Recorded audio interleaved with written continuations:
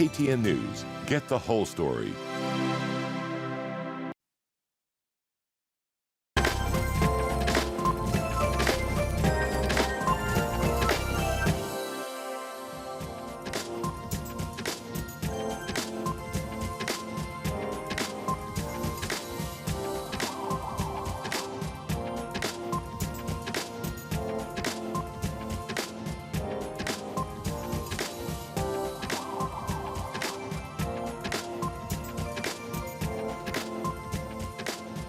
A very good morning to you and welcome to Morning Express. My name is Trix Ingado. Today on the show we take a look at what's making headlines internationally and locally. The papers are rife with politics. Of course, that is to be expected given the local press trends. But of course, we'll take it further and take a look at the various issues that are affecting that and how, of course, there are the news that are making headlines internationally. So stay tuned for that and much, much more.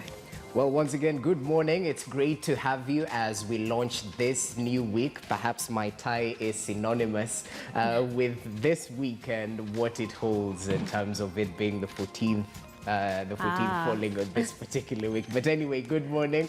Welcome to Morning Express. My name is Jesse Rogers. Of course, we're glad you could join us as we get to set the day's agenda. It has been a busy weekend, from the political meetings in the coastal region over in Turkana, and we'll definitely focus on what the agenda is, even as Parliament is set to resume this particular week on Tuesday. A lot to discuss, so do stay with us for a truly informative session. Indeed. And to kick us off, we're going to start off with international news and see what's making headlines. And we start off in the west of the country, that is Uganda. The Daily Monitor has an interesting headline here, a rare difference of views. We're having here Bobby Wine and Besigye, that's Kizza Besigye, both who have sat in the position of opposition in the country, differing on the role of the West. Now, whereas the NUP party leader has placed vast faith in Western powers to influence change in Uganda, we do know the stance of the West when it comes to democracy.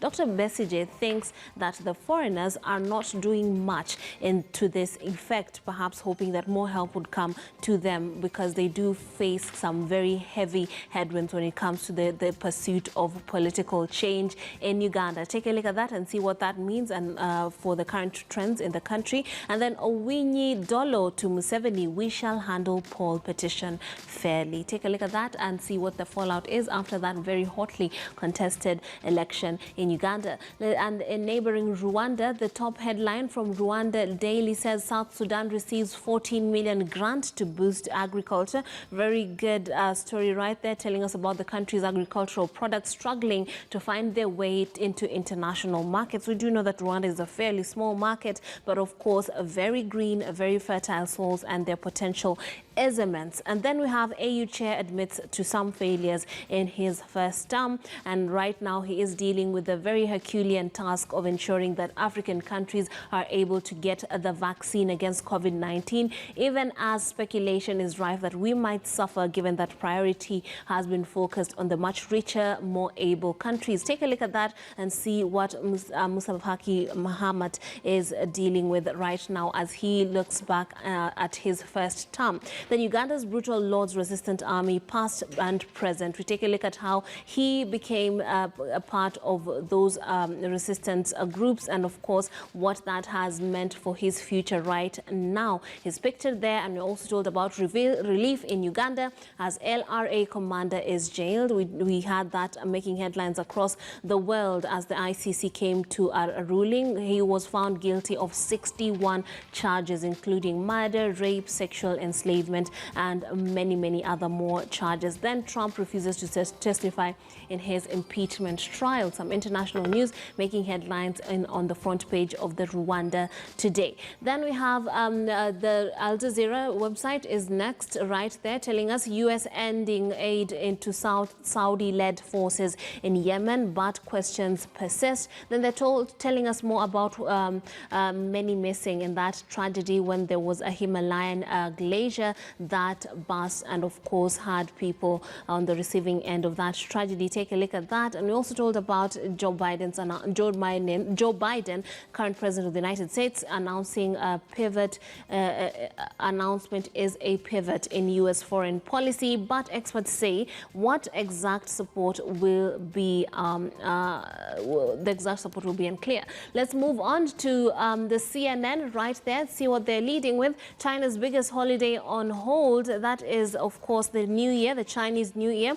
Heartbreak and anger are felt across the nation as COVID-19 overshadows the Lunar New Year for the second year running. Of course, it's a very big holiday in China. Vacations are taken. People travel across the world just to go back home and mark this auspicious occasion. But the past 2 years have not been quite as cheerful as has been tradition. So take a look at that and see how that is impacting locals. We're told about heartbreak and anger, as many are unable even to join their families and friends. The BBC is leading with news from the United States. Biden set to firm line with Iran's sanctions. And then we have South Africa holds AstraZeneca jab over new strains. Rescue mission after glacier burst in India. Same story that we saw on the Rwanda Today. And we're told about Trump impeachment more, if you want to gain understanding about what's happening and if he would this would actually be have much effect on that former president. Take a look at that and understand how it works.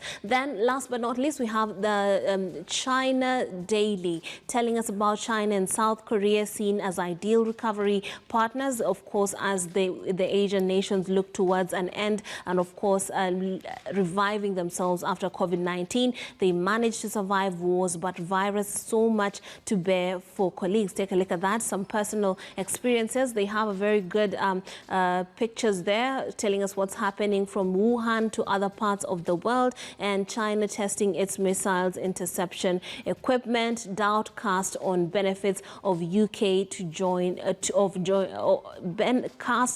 doubt cast on benefits to UK joining a trade accord. We do know what's happening with Brexit, and of course that is going to explain to us what Asia feels about that development in the West. Far from that, there is the more news on the local papers, and joining me to analyze these are Honorable Arthur Odera, ex-legislator and political analyst, as well as Stephen Mwakesi, who's a public policy analyst, joining me via Zoom. Welcome to the show, gentlemen.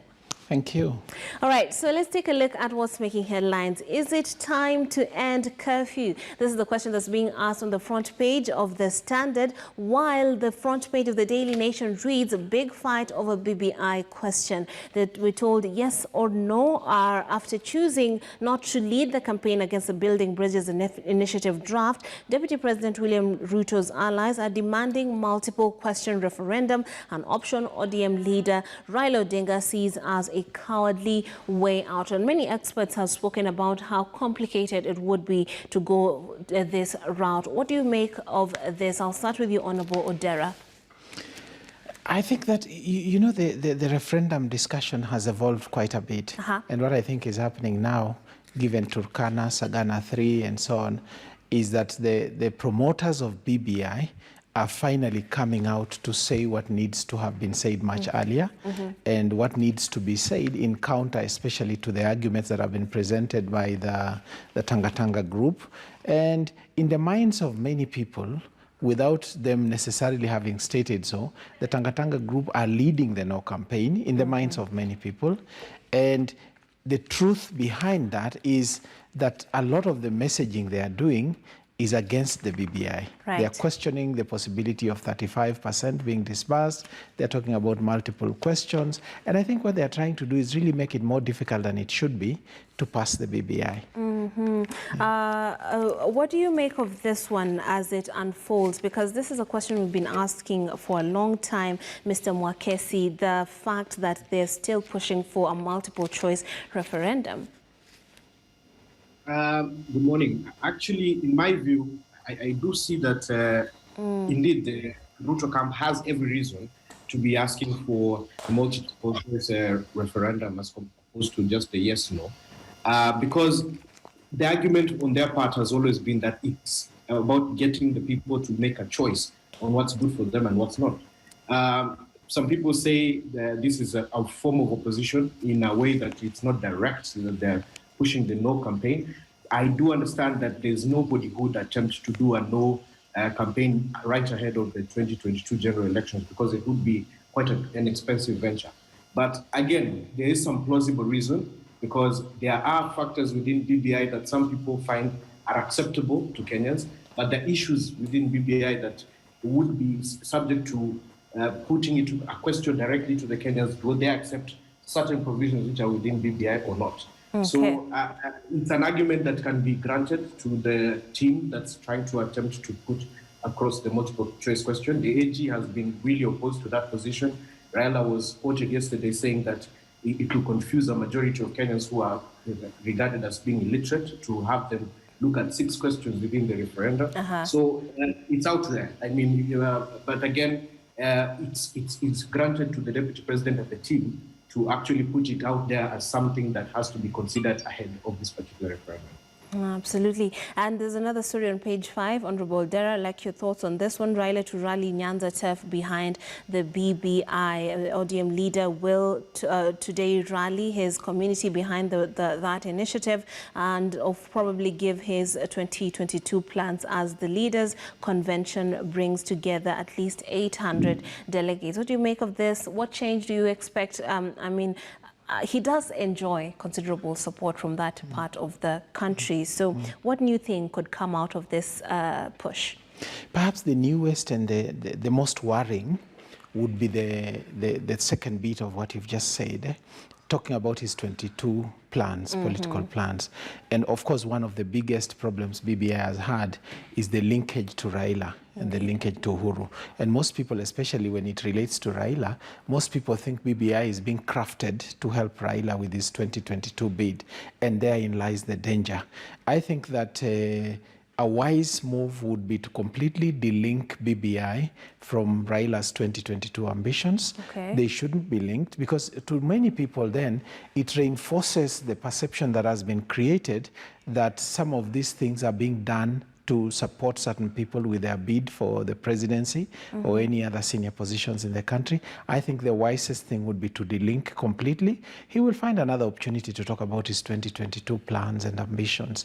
And I believe that if he completely delinks it from his ambitions, he can then offer himself as a leader and a promoter of BBI completely separate from his 2022 bid, even though there may be a relationship in reality, but in terms of perception, I think the two need to be delinked. How possible is that even? It is by simply not talking about it, by simply not using that opportunity. Yeah. If you front BBI as the opportunity, as the reason for the meeting, let it be about BBI. The BBI, yes. Then later at a different time, he can talk about his 2022 plans. I think he's got that opportunity. Oh, okay. Mr. Mwakesi?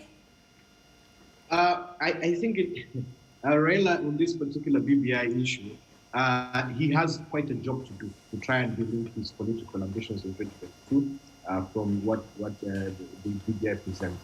He has already made it very clear that his decision on whether to run or not will depend on whether BBI passes or not, which already puts him in a very tense position, because in the event that BBI fails, then you can actually just rule him out of 2022 race altogether.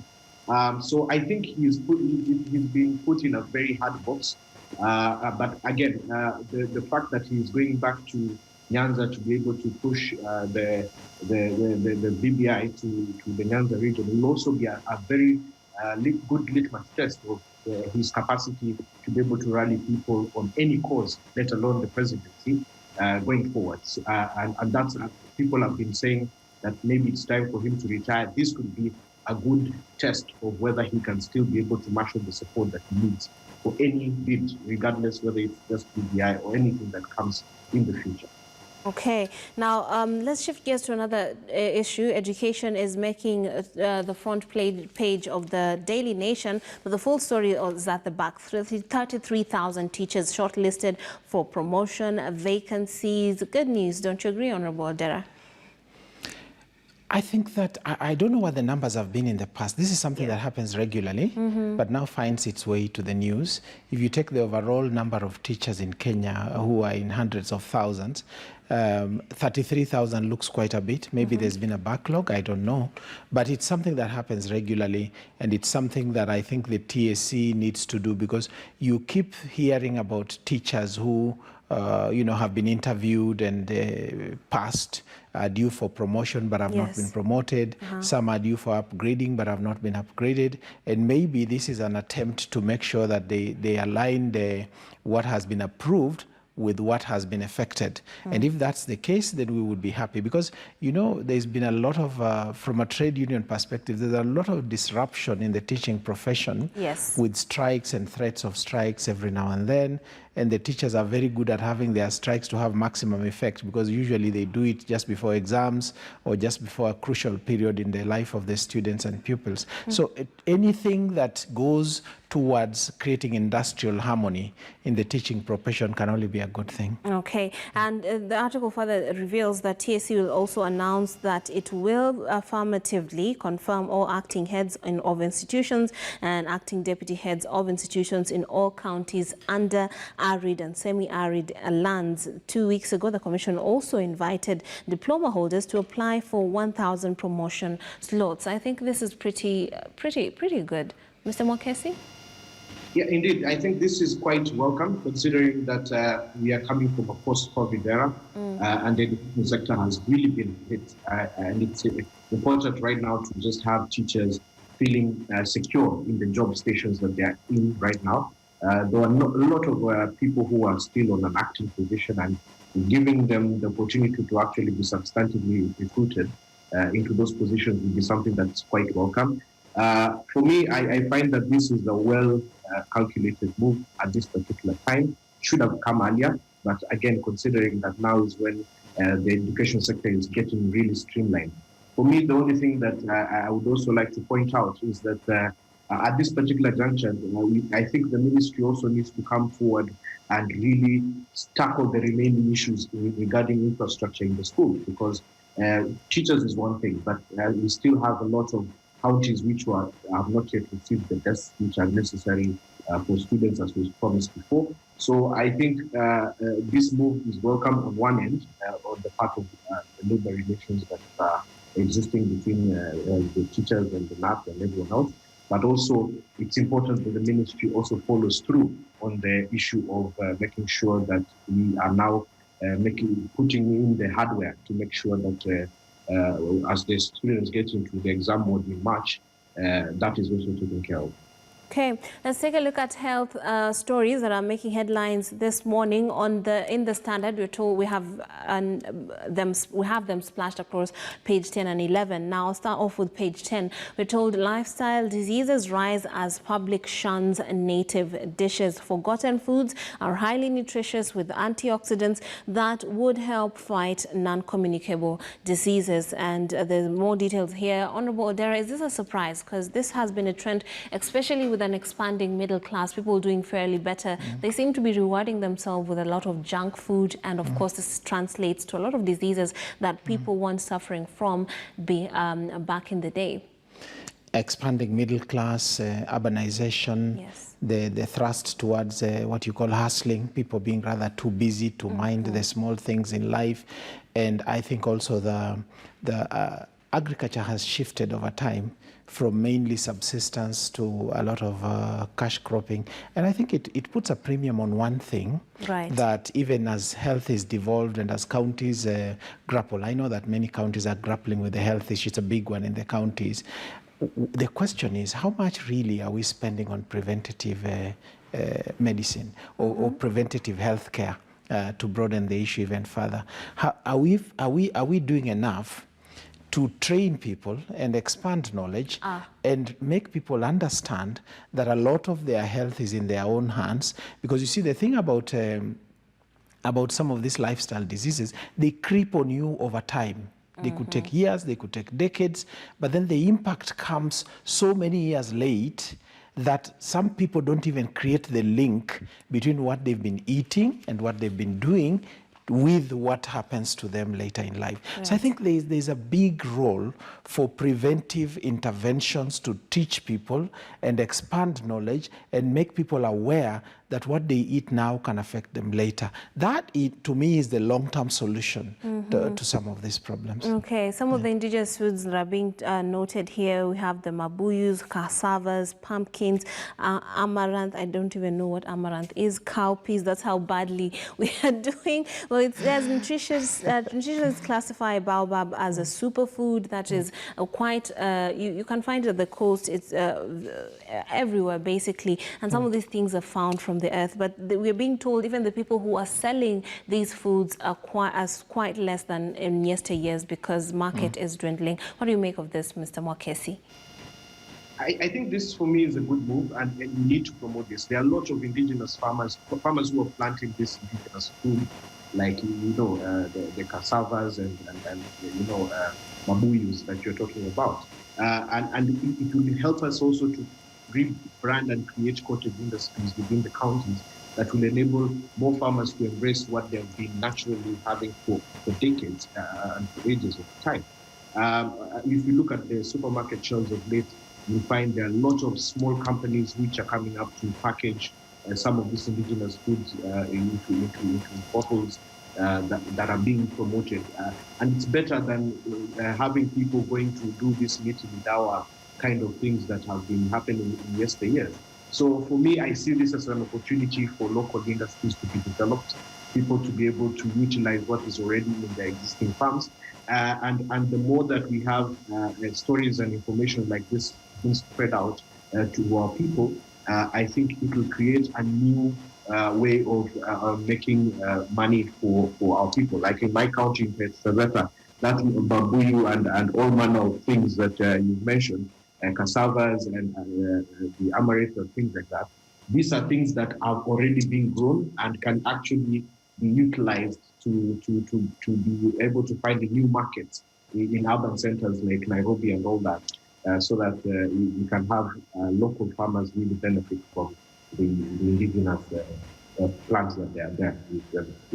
Go ahead. At the policy level, typically now if you go to a supermarket and you find food that's that has chemical inputs vis-a-vis organic food, you will find that organic food is significantly more expensive. Yes. At the policy level, government needs to think about that and say, how do we get to make organic food much more affordable so that more people can have access to it and eat it? Yeah. And I think that is something that needs to be done very deliberately with an appreciation of exactly what you are saying, that what we eat contributes towards lifestyle diseases. Right, absolutely, because sometimes people actually opt for the junk because of the high contents of salt. It is filling, it is readily available, it is cheap, and at the same time this shouldn't be happening, especially in Africa where we have fertile lands, we have availability. It's a matter of facilitating the small-scale farmers. And if you're wondering about the numbers, the article is quite explicit about those. We're told about diabetes cases in Makueni rising to 9,081 in 2016. That was in 2016 to 12,601. That's quite incredible, and they keep going up. Take a look at that article on page 10 and find out what is happening as far as our nutrition is concerned. And some good news for nutritionists: nutrition experts have won a bid to register a union. I think that is quite good given some of the lifestyle diseases we are facing owing to our poor nutritional options. Now, far from that, on page 11, we're told why cancer of the food pipe is on the rise in Western. I remember last year this made headlines. People were quite concerned. Some people linked it to tea drinking. You're told disease affecting the esophagus is more common in men than in women. So some of the discoveries have been made after studies were made at the Moi Teaching and Referral Hospital in Eldoret in 2010 that indicated that. But of course, we're also told on the average, most patients are aged 59, according to the research. A Kakamega County General Hospital study in 2019 found that the ratio of women and women diagnosed, the ratio was 5:1 compared to Nairobi's 9:1. Quite high right there. What do you make of this story, Honorable Odera? I think it deserves more research. Yes. It deserves much more research to really, from a scientific point of view, to understand what the causes may be. And such research sometimes takes a long time. But then there are from preliminary information that may be available now, there could be indicative things which could serve as a warning to the general public to say, you know, we're looking at this. The research is not definitive, but from preliminary information and preliminary analysis of what we have, this is what we think may be causing that. Is it drinking tea or is it taking warm beer? Yeah. Is it the way we drink these things or is it what we drink? And I think that, you know, sometimes things are not always what they look like. Could it be something to do with the water we take? But why Western? If you're thinking tea, yeah, there is a myth about Westerners and tea, but I don't think that that myth is necessarily statistically true. Yeah, in and terms also of the actual numbers. then it would be affecting men and women equally. Indeed. Yeah. In fact, women, in my estimation, take more tea than men. Yes. So again, it needs much more research. Yeah. Now, we are told they go deeper into the situation on the ground, and what's coming out in this article quite clearly is the fact that early detection, like in all cancers, is key. So for those who have it found late, the maximum they do survive for is 3 years, which is quite unfortunate. So they keep saying that you need to get yourself checked and this found out early so that treatment can be done. Mr. Mwakesi. Yeah, I mean, again, cancer is something that needs to be taken quite seriously in our healthcare system.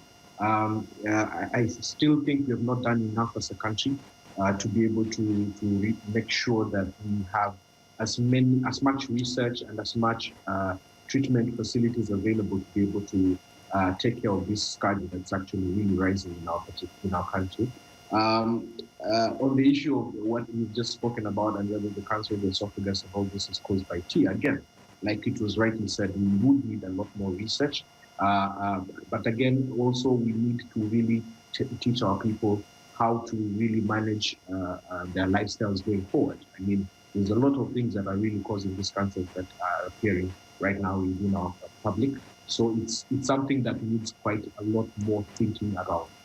We need also to dedicate a lot of money towards cancer research. I know there's a bill that was being considered primarily on the issue of cancer and how the government allocates money towards cancer research and cancer treatment within the country. This is something that really needs to be pushed going forward. It's not good to just be putting out stories about potential cancers that can come about because of our lifestyle. Let's do something about it, something that government needs to take really keen focus on. Absolutely, and as we hope for more in-depth research, the red flags have been planted right on hot beverages and local alcoholic brews. So take a look at that, learn more for yourself and see how people are being affected. Then on page 19, we're told about trafficking cases on the rise as the economy slows. More than 50,000 people were illegally moved to various destinations from 148 countries in just 2 years. And of course, this indicates that more people are at risk. And this is one of those black market industries that are really hard to tackle by security forces. Honorable Dara, when you see these numbers, 25,000 is the number of human trafficking that were reported. Those are the ones that were reported to the UN agency in 2016. I can imagine what it's like in 2020 when the economy was really circling the drain. Of course, you know, the economic explanation might lie in the fact that people are looking for alternative sources of income and they resort to such to earn an income. But the other thing, of course, that tells us is there is a market. There is a market for trafficked human beings, and mostly it's about cheap labor in many different destinations. And you then say, but, you know, it's a market demand and supply thing. There is supply for people who to be trafficked, and there is demand for trafficked human beings in the destinations where they are taken, for them to be used, misused, if you like, most of the time, and usually subjected to a lot of human rights abuse wherever they go. But that also tells us that there's a failure in policing in those destinations, because they shouldn't even find their way into those territories in the first place. Indeed. They shouldn't be able to live there, because if indeed there is sufficient policing and there is sufficient,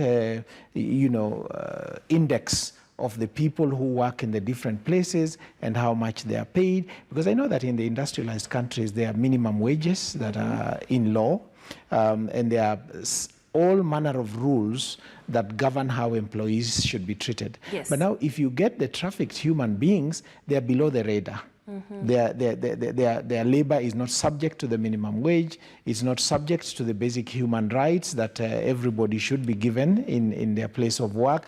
And therefore, it is a route for the employers who take on those trafficked human beings to break the law, to evade taxation in a lot of ways, because those wages that are paid to illegal entrants are not subject to the taxation regime, because they have to fly under the radar. And it raises a lot of legal, diplomatic, international law questions. And it also says to us because I am sure that Kenya is one of those countries whose people are trafficked to other places in the world, and maybe internally as well to some extent. Honorable Dada, just to pause you, don't you agree that poverty plays a huge role? Because while we're talking about minimum wage, some of these figures that are offered to them across borders are wonderful when they hear these figures, because this is the kind of monies they've never seen before. So don't you think poverty plays a part in making even the people who are being trafficked complicit, in that they wouldn't even raise the alarm even when things are looking like they're not going in their favor, until it's really too late and they're really suffering? That's when you'd see people coming out and running to the authorities, who then basically deport them. True, very true. Poverty fires the supply. Like I said, it's a supply and demand thing. Poverty fires the supply. Poverty makes people willing to be trafficked. Poverty makes other people perhaps willing to traffic others, and therefore it fires the supply side of this equation. The demand side is also fired by people who want to pay less. Is that poverty? Maybe not. On the supply, on the demand side, it is more about people who want people they can pay less, can treat in a certain way without necessarily being subject to the law, and therefore manage their costs while having someone who probably does even more than an employee who is subject to the minimum wages and maximum working hours and minimum human rights would do for them. Yes, even nutrition and other basic things that they're subject, that they have a right to. Mr. Mwakesi, what do you make of this incredible numbers? I think, again, from this research, it's very clear that crime, which is really at the heart of these particular operations of trafficking humans, is on the rise globally. Transit areas like we find, like Nairobi, being a capital where there's a lot of routes for people to actually come into the country and move to various destinations for purposes of criminal gangs all across the world to utilize these trafficked people for all manner of crime. Becomes a place whereby we have to be very particular and keen in terms of the security agencies, how we monitor people who are coming in and where they're going. I know the report says that a number of Ethiopians have been used for a lot of this kind of things. Most of the people who are trafficked are usually taken to various destinations for purposes of prostitution and for purposes of being used as mules for moving drugs and all manner of illegal substances. So I think it's very important as a global community to look at the issue of human trafficking from a very clear lens of attempting to break down all the criminal elements that drive this particular kind of trade. I mean, the luring of these trafficked persons into these particular scenarios, of course, is because of the issue of economic disparities and lack of income. But again, we need to find mechanisms of really putting a stop to this from, as Daktari rightly puts it, from the demand side. Because so long as there are people who are willing to utilize vulnerable people for all manner of criminal activities that they intend to do, then human trafficking, stopping it would be a very difficult task. So let's get down to the root of really breaking down these particular networks that exist for purposes of utilizing vulnerable people, and which ends up being what we are calling today human trafficking for purposes of criminal activities. Okay, and of course, even the countries that are supplying this demand could do better in serving their people, don't you agree?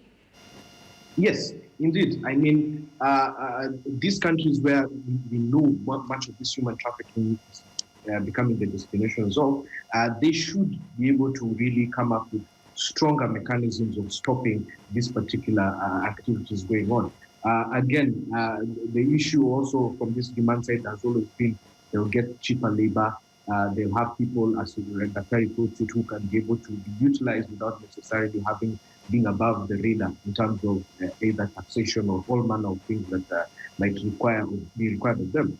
But again, the report clearly mentions where these people are being taken to. And so it's imperative upon the governments whereby most of these people are coming from to really create a diplomatic relation of trying to really stop the influx of these people coming into this particular jurisdiction. It's a global phenomenon, and it's something that needs to be really looked at. I like that the fact that the report comes at this particular time, especially when the whole world has come from a very tough economic time. So it's important that now we really protect the vulnerable within our global community. And we're told 41% of those victims come from East Africa, which is pretty large a number. So we're going to take a short break. There's so much to talk about, so little time. You can take a look at page 6. There's a talk of cost unity, the cartoon on the Daily Nation, as well as the Standards are very interesting, painting very clear pictures of what's happening in the country. But for now, let's take a short break. When we come back, we'll take a look at the very latest in politics with Jesse Rogers. Stay tuned to Morning Express.